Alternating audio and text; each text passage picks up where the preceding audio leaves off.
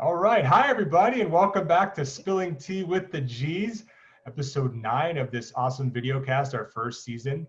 We only have one more episode left, which is hard to believe when we started this with lovely COVID being around. So again, I'm Nick Galarakis, and let my brother Steve introduce himself because I always forget to let him introduce himself. How you doing, everybody? I'm Steve Galarakis. Happy you all could join us today. We have a really awesome guest, and I'm really excited to talk to her. So back to you, Nick. Yeah. So just to remind everybody, the purpose of this video cast, Spilling Tea with the G's, is to bring people on in the adolescent young adult cancer community, talk about what they're doing, how they're helping others, and just all the cool things that they're doing. So we wouldn't bring anyone on that we wouldn't recommend checking out. So we are thrilled and excited today to have Hailey Johnston on. Hailey, welcome to Spilling Tea with the G's. How you doing? Hi, thank you. I'm doing really well. Awesome. Very good. So Hailey, do it. For everyone that, obviously Steve and I know you, we've had conversations with you. I think you and Steve go way back in Stupid Cancer days. But tell me a little bit about, tell us a little bit about yourself, where you're at, and yeah, just some backstory on you. Yeah, well, I guess I'll just dive in with my cancer story. So I was 16 when I was diagnosed with Hodgkin's lymphoma. Stage 2, and it was 6 weeks after my mom had actually been diagnosed with Hodgkin's lymphoma as well. So we both went through our cancer journey together. And since then, I've gone to college, I've graduated, and I've moved across the country twice, and it's landed me in Lansing, Michigan. So nice. Very good. So you're not too far from us in Cleveland, Ohio, which is nice. Yeah. So where did you grow up, Hailey? Yeah, so that's kind of a convoluted question answer. So I grew up for the first 6 years of my life in southern Missouri, moved to New York for a few years, moved to Michigan for a year, moved back to Missouri, then to Illinois, and then back to Missouri, and then North Carolina. And I lived in North Carolina from the age of 12 until 21, 22. Cool. Very cool. So you've bounced around. That's awesome.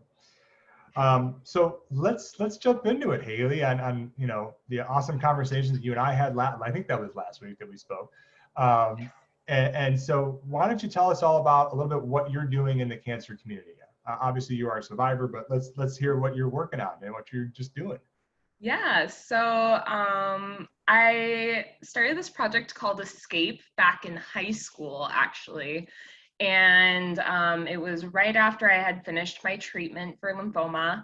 And I had just noticed while I was going through my chemotherapy and stuff that there was no resources for teenagers, young adults, as far as just like short-term support. So like age-appropriate books or games, video games, movies, blankets that were larger than a crib size, small things. And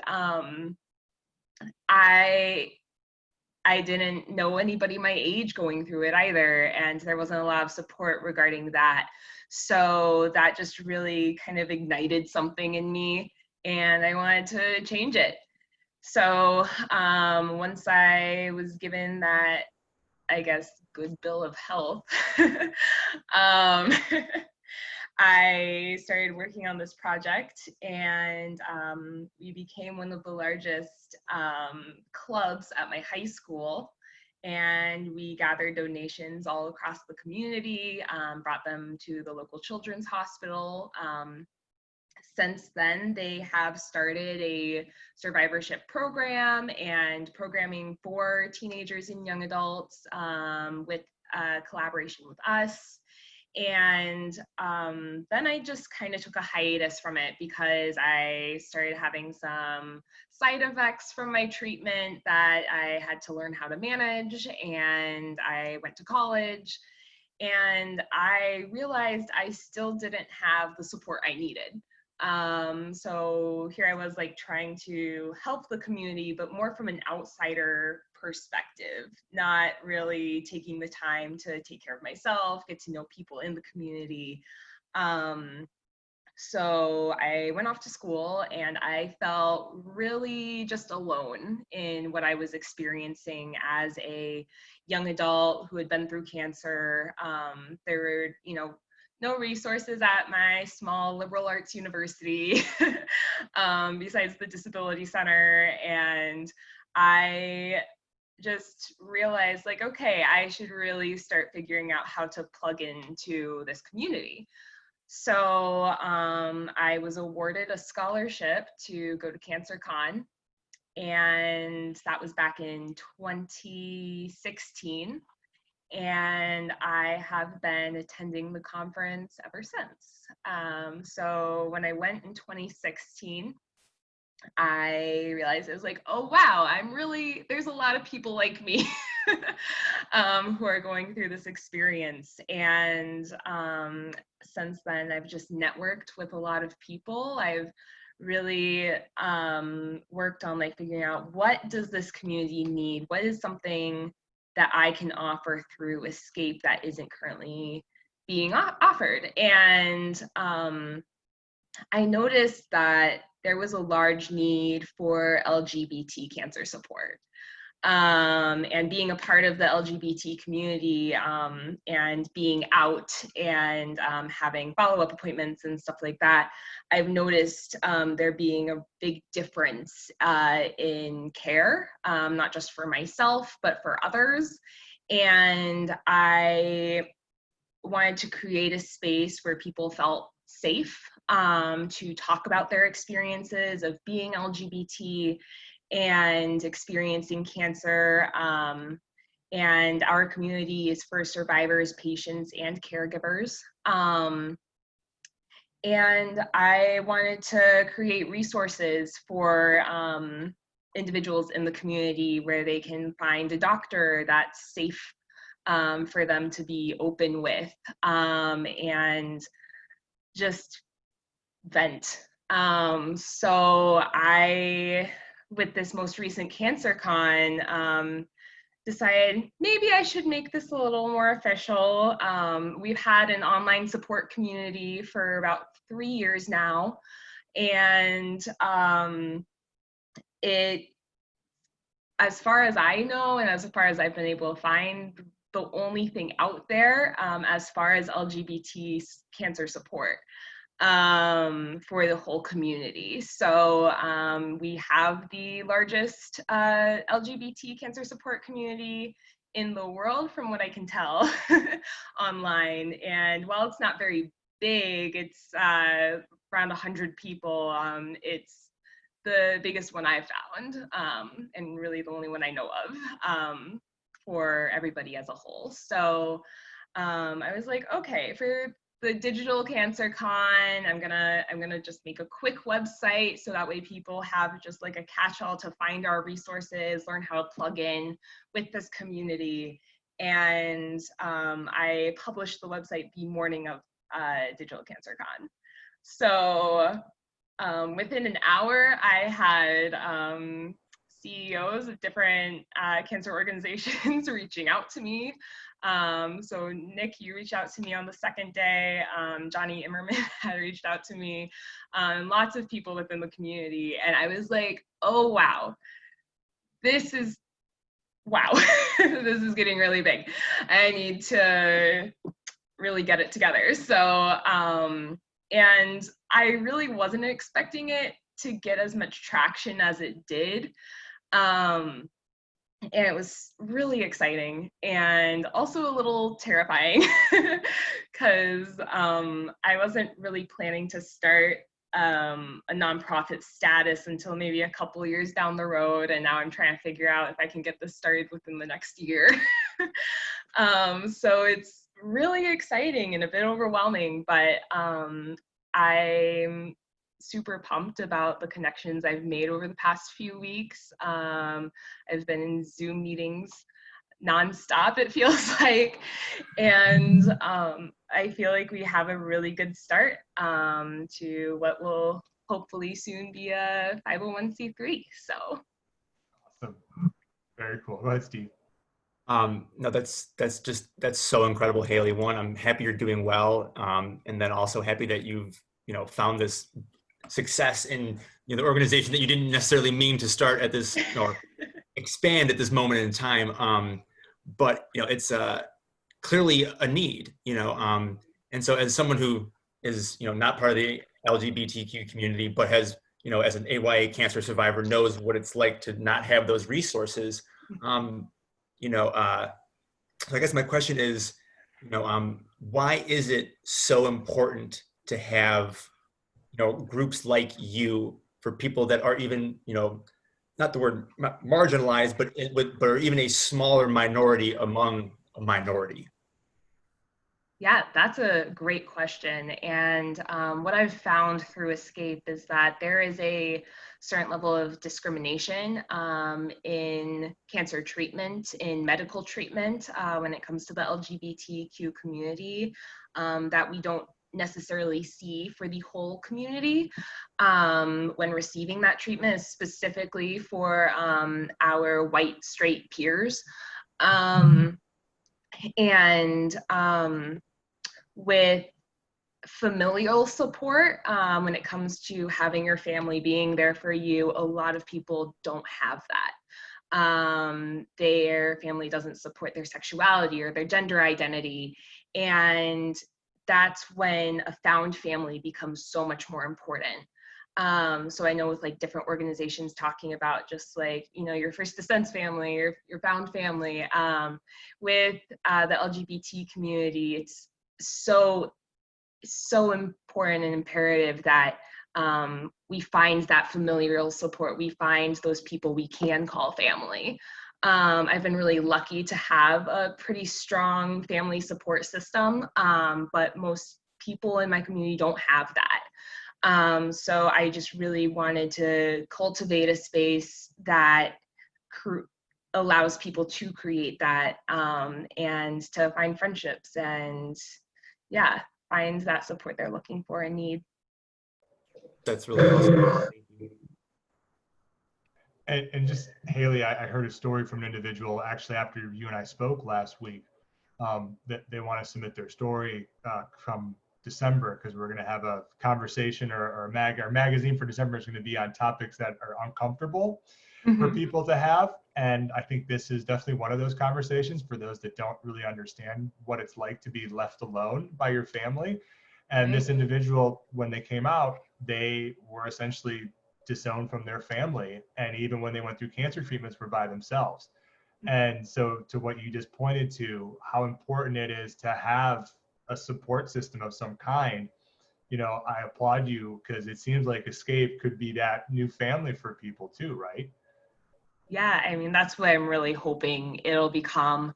It's really small and we're just starting out, but I feel like with the traction we're starting to get, with the exposure we're getting, we have more people coming in, finding out about us and wanting to get involved and start chapters at their universities and their hospitals, and get out resources to medical professionals about what this community needs. And it's really exciting. And I'm just really hoping that Escape can grow into this place where people really just find a home and a family. So.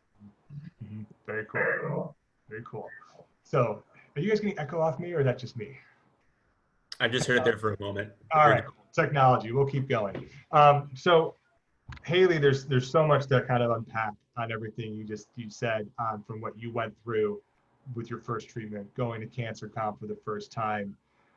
I've said it before, for myself as a sibling of someone that's gone through cancer, going to CancerCon opened my eyes up to the side effects and some of the issues that Steve goes through and was going through as a survivor at the time of 8 or 9 years as a survivor. And for someone like yourself, so let's even start back before Escape, back before CancerCon. You had mentioned going into the hospital where you were being treated, nothing there for you, right? And I think the thing that really struck me was when you said there weren't blankets for people like there aren't babies, right? That aren't short, small children. It's amazing to me, because that was, what year was that again? That was End of 2012, beginning of 2013. Okay. So, not that long ago, right, where you have those issues, and it's just amazing. And I think that speaks volumes in a very, I think most people can understand and conceptualize this blank size of a blanket, right? But those types of things, what AYAs have to deal with, right? And so I think that is just amazing how you went about that to find more resources for people to bring those in. Going through it when you were going through cancer, I got to think even 6-7 years ago, right? There was nothing for the LGBT community. And I mean, and you mentioned it too, you're already becoming with Escape, arguably the largest support group around. And I was, before we just had this recording today for the video cast, and after you and I spoke last week, I tried to do a search just to see what else was out there. And there really isn't anything out there. So, you kind of talked about it a little bit, but it's just amazing to me how, I guess, here's a question for you, where I'm going with this. Why did you decide to start this specifically? And why have other people, do you think, not started this? If that makes sense, what my question is. Yeah, that's a great question. A part of the reason I started it was just because I saw a need. I had found a lot of people who identify as LGBT at CancerCon, and we were just having conversations about, like, there's all these organizations here that support the general community, but we need more. Right? It's just this, like, we need a space where we feel safe. We need a space where we can just talk openly about our experiences without feeling like we might get discriminated against, or just feel like out of place, and just like validated that these issues are real, they're happening in our healthcare systems, and in our life. And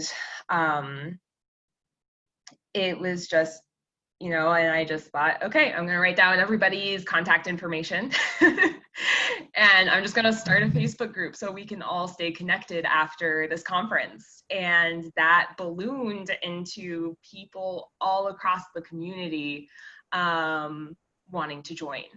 So I've found people people have found me, honestly, from like other countries, and been like, how do I get involved? And through Instagram and Twitter and Facebook, like every social media platform, just like asking, like, how can I become a part of this? And when I had people, contacting me from Australia and Sweden, I was like, wow, okay, if there's people from other countries that aren't anywhere near me, that means this is like really something that like is missing.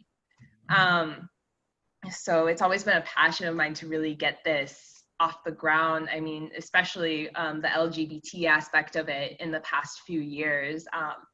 But I was not expecting anywhere near the amount of engagement I got a couple weeks ago. So very cool. It is amazing.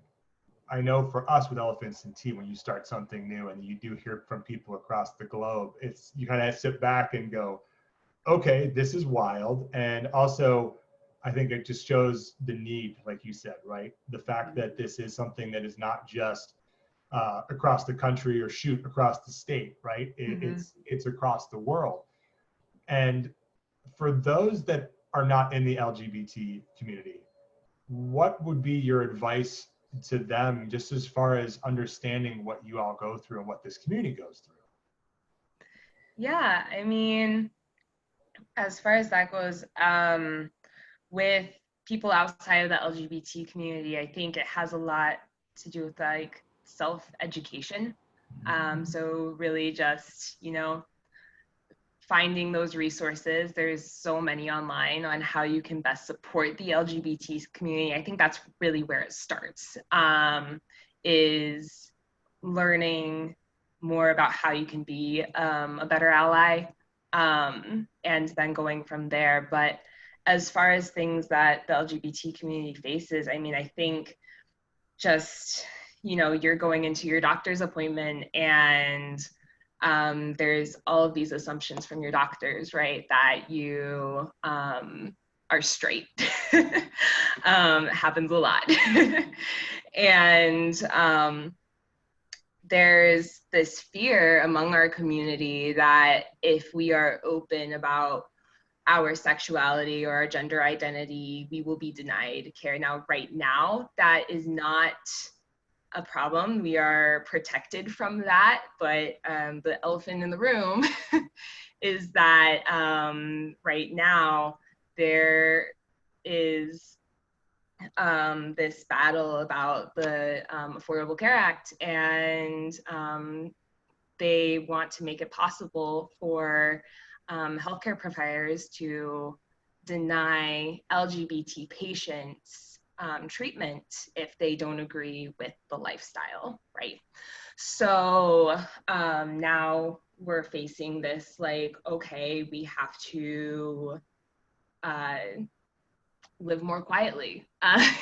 We have to, like, I go to a practice for one of my treatments that is religious based, and they actually sent me a friend request.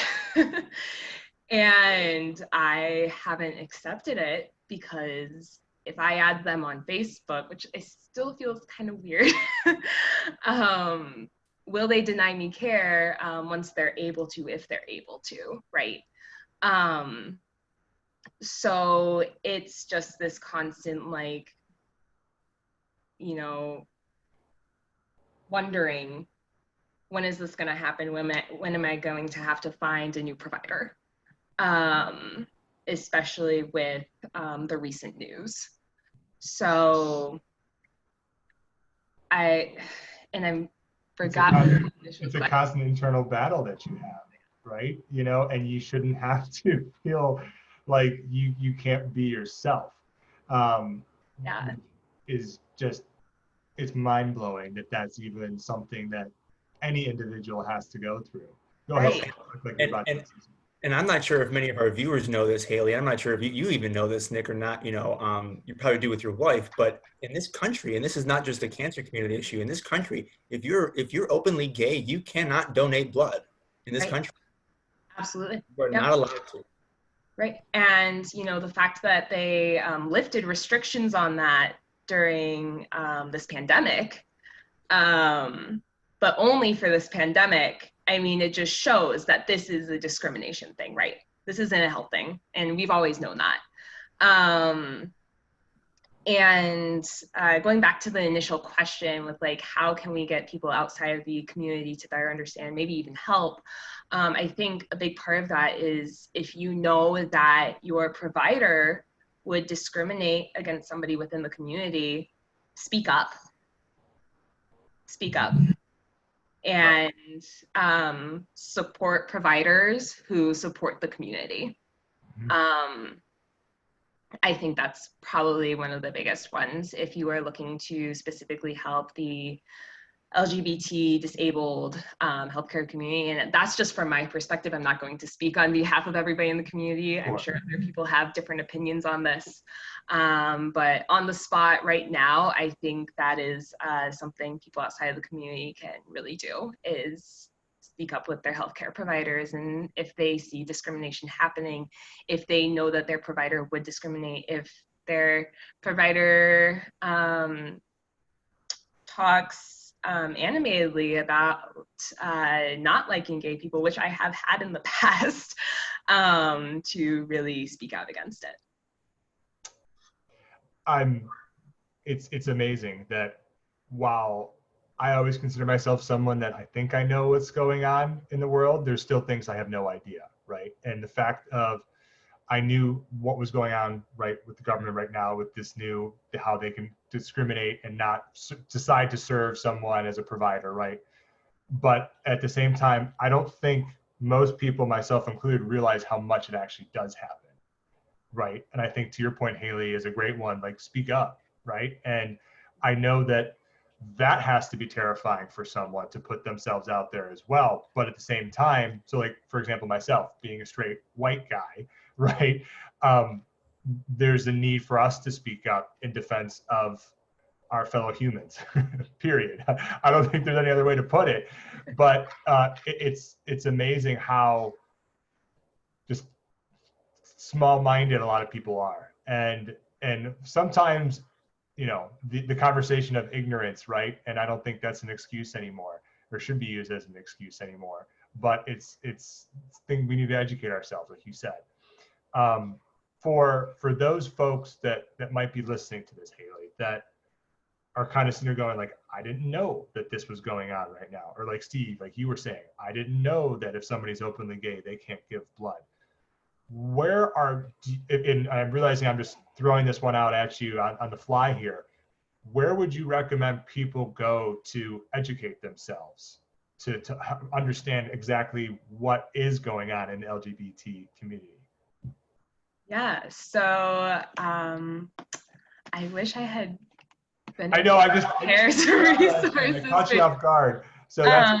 But let me pull some things up really quick because I did snap a few things just in case. Not so much on the end of educating people who don't know, but people with.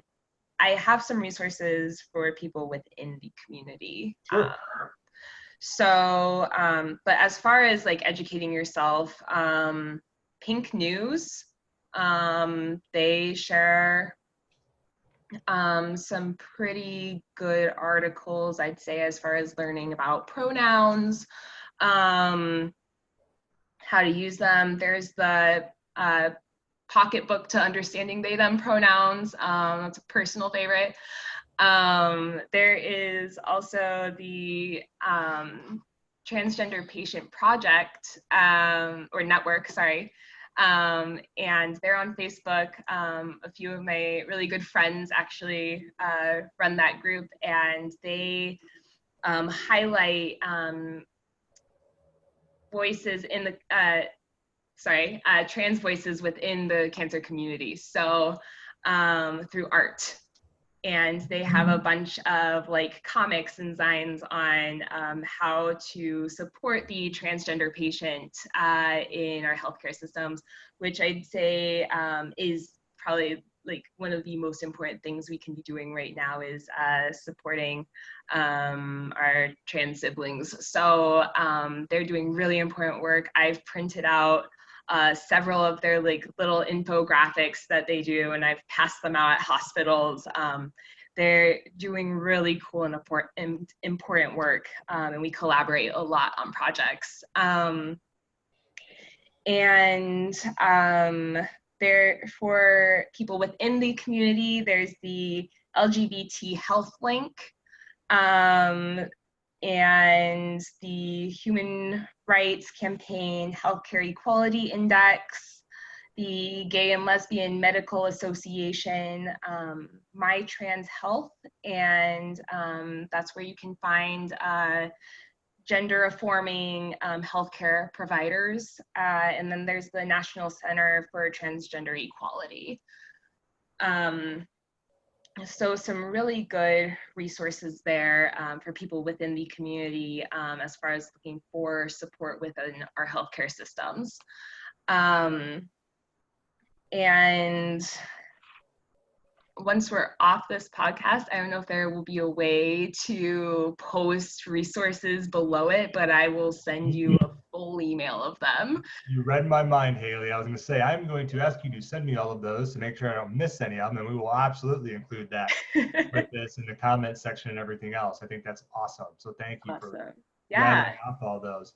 So I'm going to come back. I got a couple other questions on some of the stuff you just talked about, but I think you kind of alluded to what your elephant in the room is. And is that your elephant in the room, or is there another elephant in the room, since that's one of our big sayings? So I have a few elephants in the room today, I guess, but let's go for it. I'd say one of my biggest is the transgender patient in cancer healthcare and what is offered to them through their providers. And, you know, if your gender marker is male and you need a cervical screening, your healthcare provider can deny you that care. Right. And this is a problem across the board for our trans community. And now they can't just automatically reject it because there is a condition code 45 where I think you can petition. I don't know enough about it. I'm going to be honest about that. I'm a little ill prepared for today's podcast, but we put you on the spot with some of these. That's so no worries. But I think my elephant in the room is just transgender patients getting the healthcare they need, and right now they aren't, and never really have. And there's just a lot we could be doing that could. It's just as in cancer too, for everyone. Yeah, just in general. Right. In general, there's a lot more that our healthcare providers, insurance companies, and government could be doing to better support the population, the transgender population. So, yeah, I think that's my biggest elephant in the room, is supporting trans patients. So. No, and talk about it. That is a subject that I know for me growing up, right? So I'm 34, and even until probably the past few years was never a conversation that I even thought of. Mm-hmm. But, and again, it's just so important. And I was fortunate that I have a friend down in Nashville who is gay, and he decided to kind of just take me out to all the drag and the gay bars one night and actually we had a great conversation and just understanding the importance of just treating that individual based on who they are and not by what they were biologically when they were born, because it's a whole other conversation and everything. But I will admit that I'm someone that was completely naive to that growing up. And, you know, as like the way he put it, he goes, Nick, all these, like it was, I forget what the block is called in Nashville, but there's a whole strip of gay bars. Gay Street. Okay, there it is. Thank you. But what he said to me was, he corrected me because I kept calling it like gay bars or drag, and he goes, no, he goes, these are bars for everybody. And that's what a lot of people don't understand, is there's still that stereotype that only gay people can go to gay bars, where he said in reality it's for everybody. So just bringing people together and having everybody just be yourself and be who you are, that shouldn't deter somebody from getting medical treatment as well, or giving blood or anything else at all. Right. And I realized I kind of went to the bars to tie it back to medical, but I just kind of wanted to share my experience of being naive to transgender people, to gay people, and really having, I'm fortunate enough to have a friend just say, come with me, Nick, and let me just kind of educate you on a few things. And I thought that was very eye-opening to me on how we just approach people and treat people as human. Yeah, definitely. And I mean, as far as gay bars and those spaces, there's a lot of conversation about whether it's a space for everybody or if it's like also just a safe space for the community too. And you know, when we open it up, and if we say it's just a club, like where it can eliminate that space, right? So I think that's why there's a lot of importance and emphasis on certain bars being gay bars, so that way the community knows that that is a place they can be and find community, right? And of course it is open to everybody, but like also that's a big reason there's so much emphasis on it. It's a space for people to get to know each other within that community. And oh, there was another thing I was going to share. I'm blinking. I want to jump in too real quick, because you've mentioned it a couple of times, and we've heard this, I think, on almost every interview we've done, and it's a safe space. And that whatever community, whether it's specific AYA cancer as a whole, whether it's the LGBT community as a whole, whoever it is, male, female, transgender, whatever the case may be, people need that safe space, right? Mm-hmm. And I think that that's important, that, you know, whether it's going to see a doctor, that really should be a safe place. Right. Whether it's an organization like Elephants and Tea, like Escape, developing those safe spaces is crucial, right? Mm-hmm. And I think that it just goes just in general for any community, regardless of your sexual orientation, right? Yeah, definitely. You know, that's why we have so many different organizations, right? To create those spaces where people who may have not felt included or seen now do, because that space exists for them. And going back to the just it's for everybody topic, that is what Escape is. But we have an emphasis on the LGBT community. Mm-hmm. So we are doing things to support the full cancer community, but we are highlighting the voices of those who are LGBT, especially those who are Black and brown and LGBT. That's something that's very important to us. We want to be highlighting those voices more, I'd say, than anybody else, because generally they fall by the wayside. So yeah, I think it's important to just emphasize that, yes, Escape is a space for everyone, but also we are just highlighting this specific community. So let's talk about Escape then real quick. Again, bring it back to what you're doing, right? And for those that want to get involved with Escape, and I'm going to read off your website so people know it. It's Escape, AYAC.org, correct? Yes. Making sure I got that right. So go to the website, folks, check it out. But Hailey, for people that want to get involved with Escape, what would you recommend them to do? Fill out our volunteer form. So we do have a volunteer form on our Get Involved page. And you just put in all your information, what you're interested in doing. We are just starting out. I don't even entirely know what I need volunteers for yet. That's why it's kind of just this form that you can go to. And but if you're looking to get involved, that is definitely the best way. And as far as getting involved in other things, if you are LGBT, there on our Get Involved page, there is a whole like paragraph telling you how you can be added to our online support community. The one on Facebook specifically is a secret group. So you actually have to add Escape as a Facebook friend, so that way you can be added.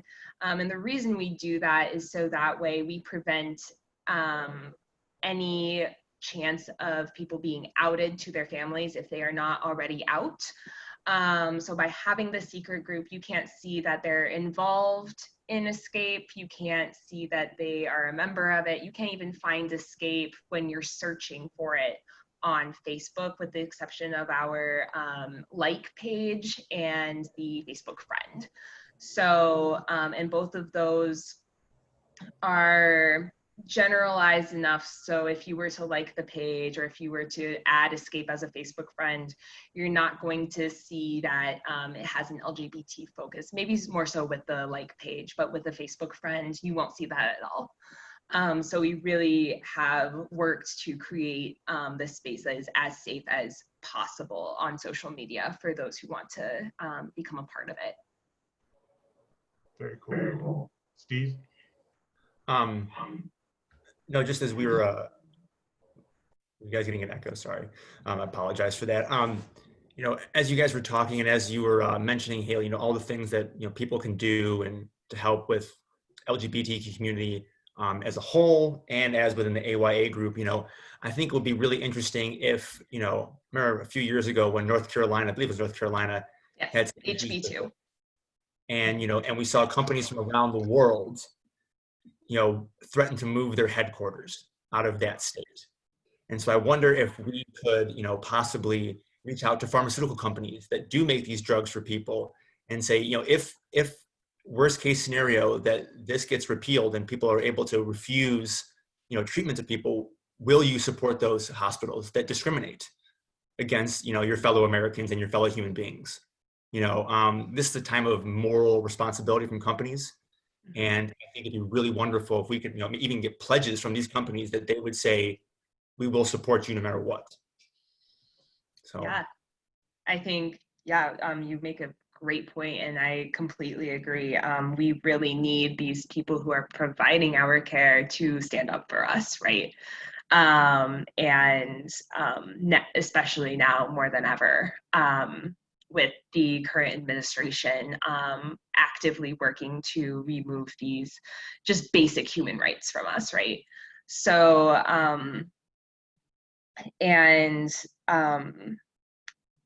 this is more so than a politics thing. This is a human thing. Like, if you love people, if you, are coming from it from a religious standpoint or not, people are people. People deserve to be loved. They deserve to have their health care. And I think it's important that we all stand together on that and rise up and say, like, this is not allowed. Like, these people should be allowed to have all the same care as anybody else. So. Well said, both of you on that. I think we could get behind that. Hailey, I'm just going back to Escape again. I'm so excited for you guys. For you, I guess specifically, you are a one woman band. Again, I was checking out the website. I know you and I talked about this with events coming up and stuff. And anything set yet, or is it still TBD at the moment? Is TBD at the moment. My family has a lot going on at the moment, especially with me possibly getting a new job. So waiting to hear back from that. And once I have my work schedule, then I can actually start scheduling these events for the community. But also I have a list of volunteers already that I'm going to start reaching out to this week. Honestly today, and start setting up things so that way they can run their own events. So I'm really excited about that. But yeah, it's picking up. Good for you. So exciting that you're doing all this. This is just wonderful. And like I said, how quickly things just picked up. I still think it's amazing that you finished the website the morning of Digital Cancer Con. Just like, here you go. So, hey, Hailey, anything else that you wanted to bring up today, or any other resources that we may not have mentioned? Just want to make sure that we get out there what you want out there. Yeah, I mean, happy Pride Month. It's Pride Month, so thanks for catching me before the end of it. I think it's really exciting and important to be having these conversations all throughout the year, but it's especially exciting to be having it right now. And yeah, I look forward to sharing more with y'all, and just keep your eye on Escape. We're growing and we have a lot of stuff getting ready to happen. So awesome. Very cool. Steve, any parting thoughts from you today? Well, I imagine, Hailey, that me and you will be talking about some possible things for helping out the community as a whole after this. But just thank you so much for being here. It's so nice to see your face. You're doing incredible work, and I wish you all the best of luck with all of your endeavors. So thank you for being here. Thank you. And just a reminder, gang, as we talked about with Hailey, she will send me all those awesome resources, and we will include those with this recording. And I think it would be good for us to also push those out on social media as well, so everybody can have them there too. And think of some other cool ways to get those resources out there. Because like we said, Hailey, when I did a search, it was cancer-specific resources. You were the one coming up. So I think the more that we can push what you're doing and what the others are doing, again, not just for the AYA cancer community, but for the AYA cancer LGBT community as well. So again, as Steve said, congrats on this. Really excited to see where Escape goes from here. Thank you. Thanks, y'all. It was really great talking with you today. Yeah, absolutely. Thanks again for coming on. And just want to remind all the viewers, we do have one more episode after this. It's going to be our 10th episode. It will be with our mother, Angie Galarakis. So we're looking forward to having a powwow with her. Who knows, maybe we'll pull in some other cameos from our family possibly for that as well. But we're excited to get Angie on board, who has been an advocate for 15 years now. How long have you had cancer for, Steve? 14 years, 15 14 years, give or take? 14 years. So But she's been an advocate for people, for health and inequalities for her entire life. So it'd be really awesome to talk to her. Yep. Mama G is some of the people in our herd are calling her nowadays. So again, thank you to Hailey Johnston for joining us. Again, check out Escape. Hailey, I'm going to say it one more time, make sure I get it right. Escape, AYAC.org. Correct? Yes, Is the website? that is correct. Awesome. So everybody, please check out the website. Check out what Hailey is doing. Support what Hailey is doing because she is a good friend of ours, and we are excited that she is getting out there and doing her thing too. So again, thanks everybody for tuning in today. Looking forward to next week. Have a safe rest of the month for everybody, and we will talk soon. Bye, everybody. Thanks for spilling tea. Bye.